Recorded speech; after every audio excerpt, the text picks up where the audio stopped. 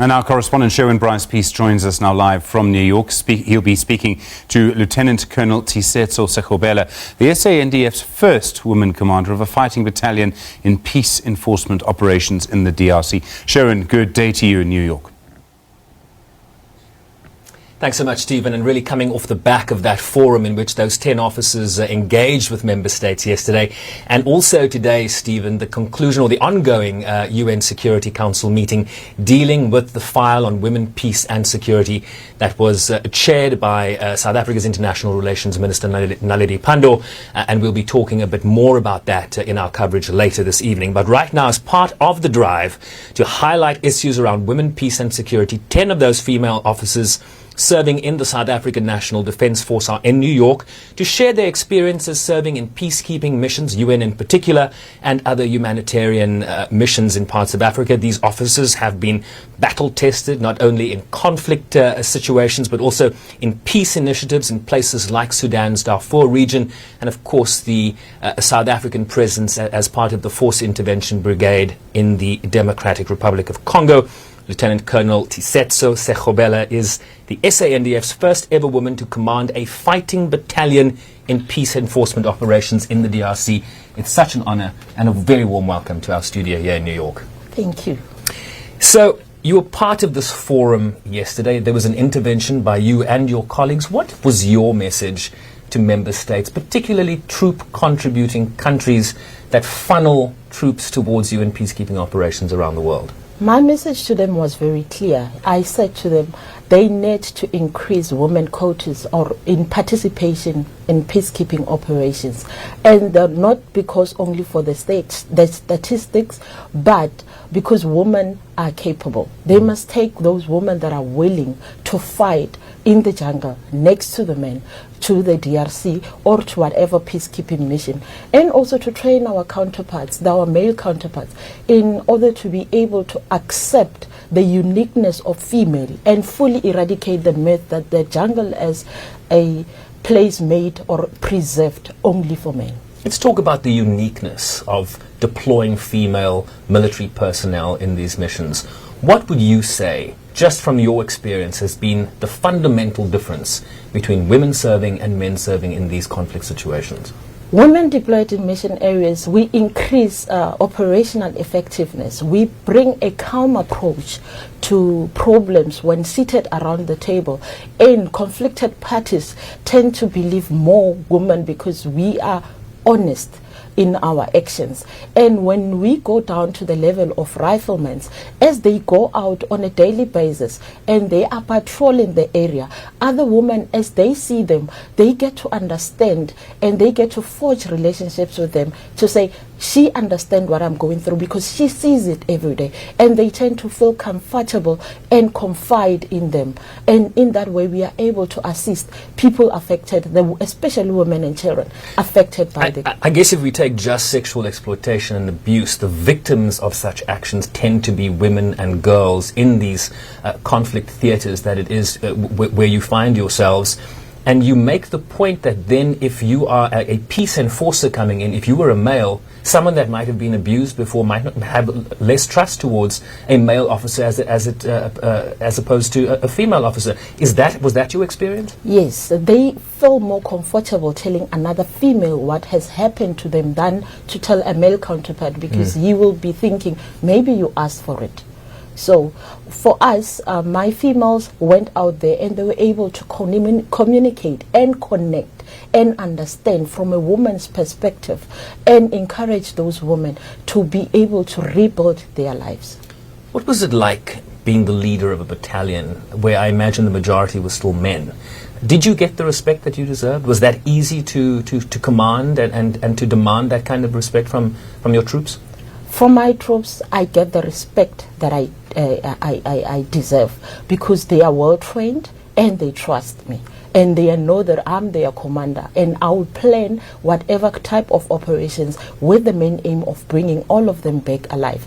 So they did not have that disrespect. It is just that a lot of my other counterparts, like within the DRC authorities, the Malawi counterparts, the Tanzanian counterparts, could not believe that in fact a woman is commanding a battalion and South Africa is allowing that to happen. However, it was very easy for them to accept, because they saw that I'm a capable officer commanding who brings a lot to the table and who's very competent to that matter. What were the dynamics serving in MONUSCO at large, right? It's not only the South African battalions, as you correctly mentioned, there were forces from other countries. And at the time when these allegations of sexual exploitation and abuse were being leveled at your colleagues, essentially, in that mission and in other missions around the world, how do female military personnel and officers like yourself deal with allegations that are being pointed at members of certainly your colleagues? When a person that comes forward and says she has been, because it is always females, sexually exploited. Say that again. It's females that are exploited by males. Yes. When she comes forward, my job is to ensure that she receives the support that she requires, and as a SIA focal point person and as a commander, I will definitely report those matters according through the channels. But what was important, Sharon, was that I ensured within my 12 duty, I had one allegation of SIA. I almost eradicated SIA allegations against South Africa by making sure that I fully employ my multi-professional team that would constantly preach ethical conduct and preach the issue of SIA and of exploitation of women that we are supposed to be saving. I want to talk also about the terrain that you encountered as in leading this battalion in terms of the Force Intervention Brigade. This is an area in eastern Congo that is known for thick jungles and a proliferation of non-state actors or armed groups, the ADF and others. What's it like working in that terrain? And don't just say that it's difficult. Explain how.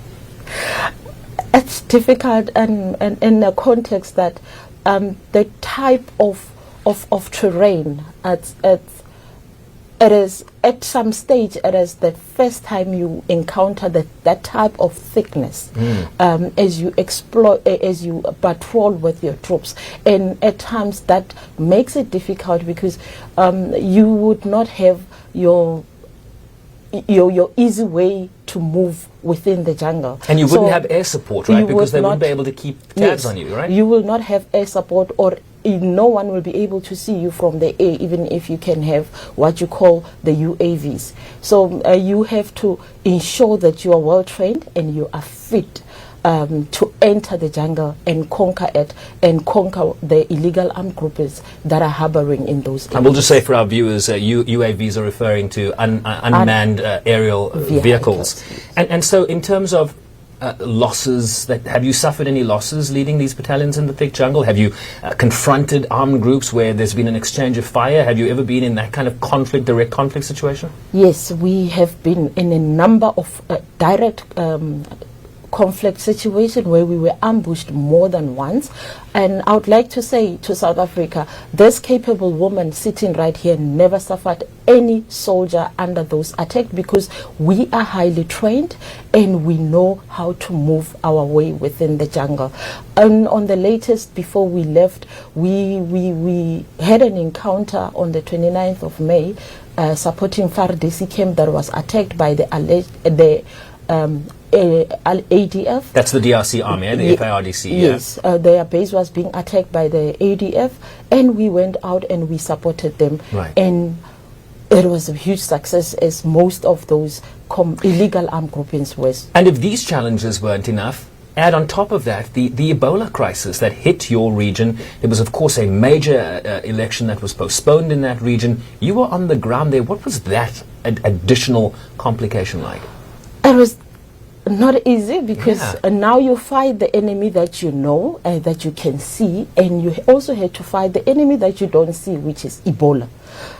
Me having to have my troops go out supporting the World Health Organization, giving them protection as they vaccinate those that are exposed to this Ebola situation, while themselves are also in that context. It is not easy for me as a leader to tell my troops, go out there and do this. But because we were patriotic and we were passionate about our work in the DRC, they went out and they felt it is our responsibility to go out there and ensure that the NGOs that need to eradicate this are protected as they execute. Let me ask you a final question before we wrap here. You were on the ground there for a year. There is some talk within the Security Council that we need to wind down the MONUSCO mission in its entirety in the medium term. What's your sense of where we are in terms of the protection of civilians on the ground?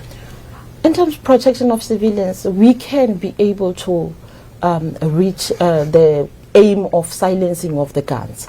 The only thing that needs to happen is for the United Nations to, through the FIB, do what, empower them or task them to get rid of this smaller illegal armed groups that still exist in the Eastern DRC.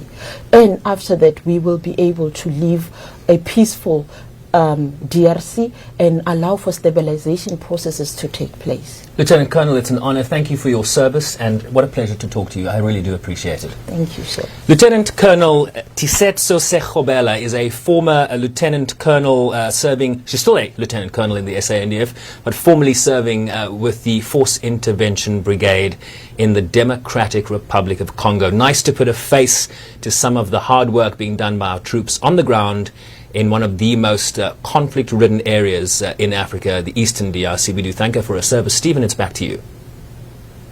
And Sherwin Bryce-Pease, of course, is still serving as our New York correspondent. Sherwin, thank you very much indeed for that.